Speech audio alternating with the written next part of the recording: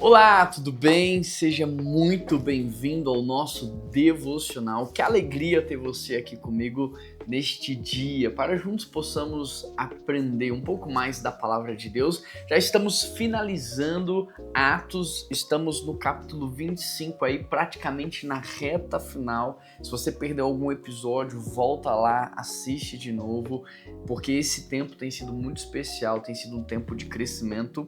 O tema de hoje é quando Deus usa tribunais para cumprir promessas. O texto base é Atos 25, do verso 6 até o verso 7.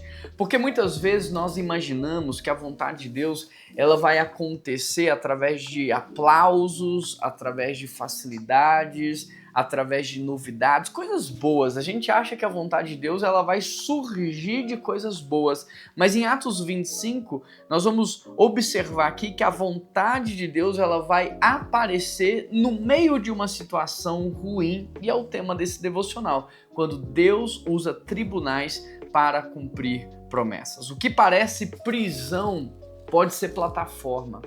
O que parece porta fechada pode ser porta aberta. O que parece um não pode ser um grande sim.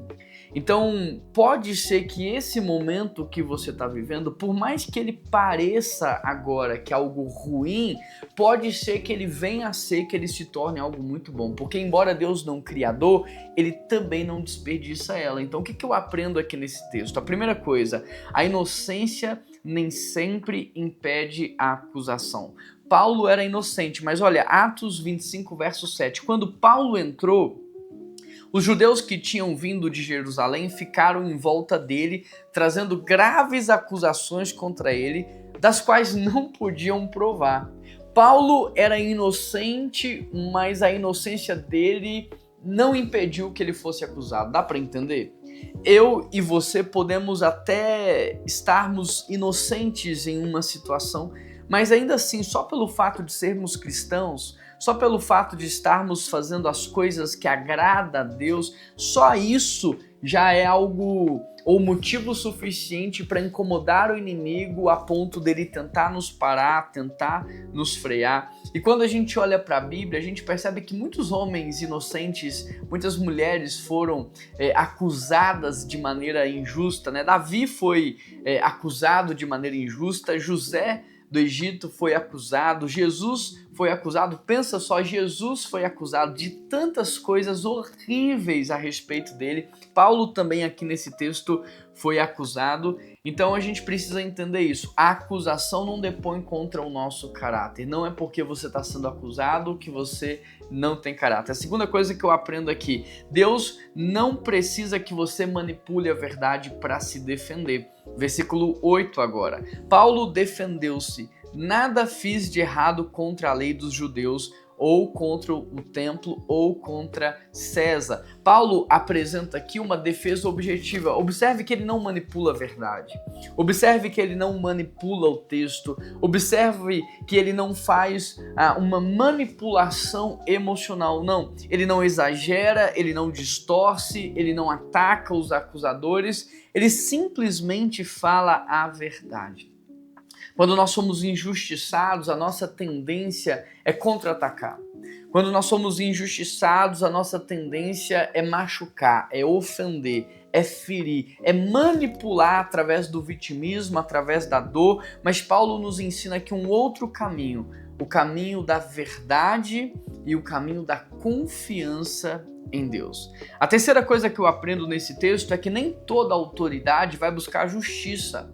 Algumas vão buscar apenas aprovação. Verso 9. Festo querendo prestar um favor aos judeus. Festo não estava querendo buscar aquilo que era correto. Ele estava tentando agradar os judeus. Nem toda autoridade vai buscar a justiça. Por isso, mais do que nunca, nós precisamos confiar na justiça divina. Porque enquanto a justiça humana é falha, a justiça de Deus é perfeita, ela é maravilhosa. A quarta coisa que eu aprendo nesse texto é que há momentos em que usar os recursos legais é ou pode ser demonstração de sabedoria. Porque no verso 10, Paulo diz assim, então eu apelo para César. Ele está usando um dispositivo legal da lei. ele está usando algo que lhe era devido, que lhe era direito. Paulo era cidadão romano, ele está usando aqui então um direito que é legítimo à sua cidadania, e quando ele faz uso disso, ele não está demonstrando falta de fé, ele está demonstrando sabedoria.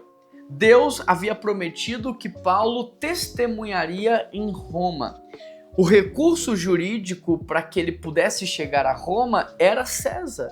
Então ele entendeu que esse era um caminho para que ele pudesse chegar aonde Deus queria que ele estivesse. Então fé não é ignorar os recursos naturais que Deus nos deu. Fé é também usar os recursos naturais que Deus nos confiou. A quinta coisa que eu aprendo: Deus pode transformar a audiência em púlpito. Então o verso 13 aqui vai nos mostrar que Paulo vai pregar o evangelho ali.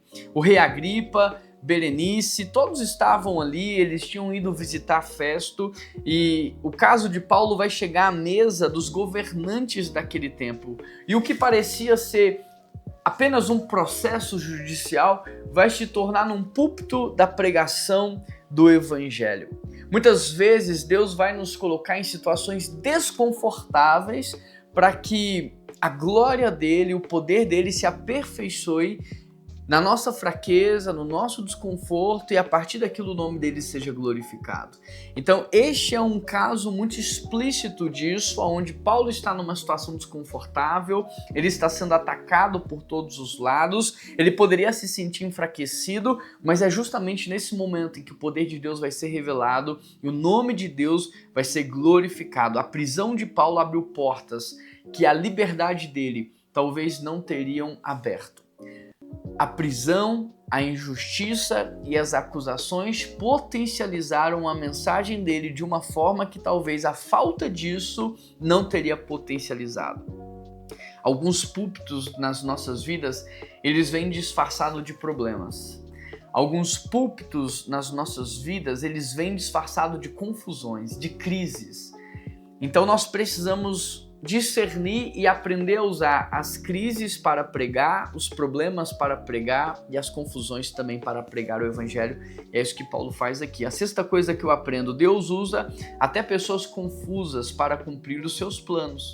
Então olha o que está acontecendo. Festo admite publicamente: eu nada encontrei em Paulo para que eu pudesse condená-lo à morte.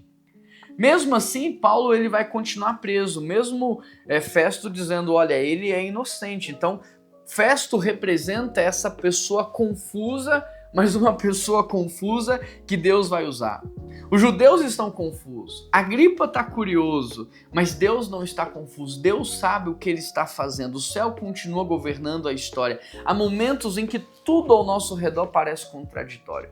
Há momentos em que tudo ao nosso redor parece confuso. Há momentos em que a gente parece estar perdido, sabe? A gente não está entendendo o que está acontecendo, mas Deus está agindo. É como um tapete que do lado de baixo é um emaranhado de fios, mas do lado de cima é uma obra linda de arte. E a nossa vida é mais ou menos isso. Olhando pela perspectiva humana e carnal, é um emaranhado de fios dos quais não tem conexão alguma, mas quando Deus olha, quando nós olhamos de uma forma espiritual, tudo faz sentido. Atos 25, então, aqui vai nos ensinar que, primeiro, a inocência, o caráter, a integridade não vai nos impedir de sermos acusados, que a verdade continua sendo a melhor defesa de todas, e ela não isenta a humildade. Sim, precisamos falar a verdade com humildade, com amor.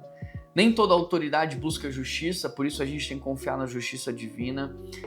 É sabedoria usar os recursos humanos e é fé também usar os recursos humanos. Deus pode transformar tribunais em púlpitos, crises em púlpito, confusão em púlpito, e a soberania de Deus governa até as situações mais confusas, mais emblemáticas das nossas vidas. Paulo estava preso, mas a palavra de Deus não, o Espírito Santo não, e através da prisão, Deus potencializou o ministério de Paulo. Através dessa crise, desse problema que você está vivendo, Deus pode estar potencializando o seu ministério, Deus pode estar te esticando, Deus pode estar te fazendo crescer, Deus pode estar te mostrando que não tem a ver com você, tem a ver com Ele.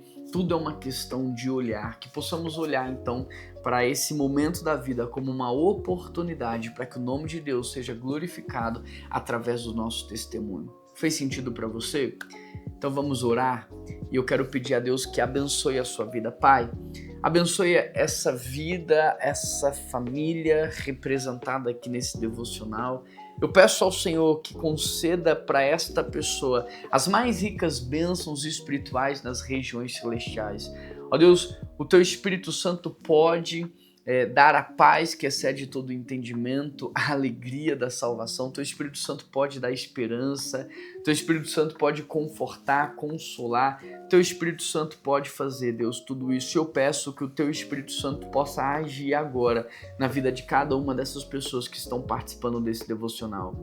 A minha oração é que o Senhor mude o olhar, mude a perspectiva e faça com que, Deus, a partir desse momento, o Teu nome seja pregado, o Teu evangelho seja exposto e que o testemunho seja dado e que o Senhor seja glorificado através do testemunho desse meu irmão. Essa é a minha oração, em nome de Jesus Cristo que eu oro. Amém e amém. Se você puder, compartilhe aqui nos comentários uma situação que parecia ser ruim, mas que Deus transformou em algo bom, assim como aconteceu com Paulo. Compartilhe aqui com a gente. Se você ainda não se inscreveu, por gentileza, se inscreva aqui no canal e, por favor, uma coisa muito importante, ative as notificações também. Isso faz toda a diferença. Um grande abraço, que Deus te abençoe e eu te vejo amanhã.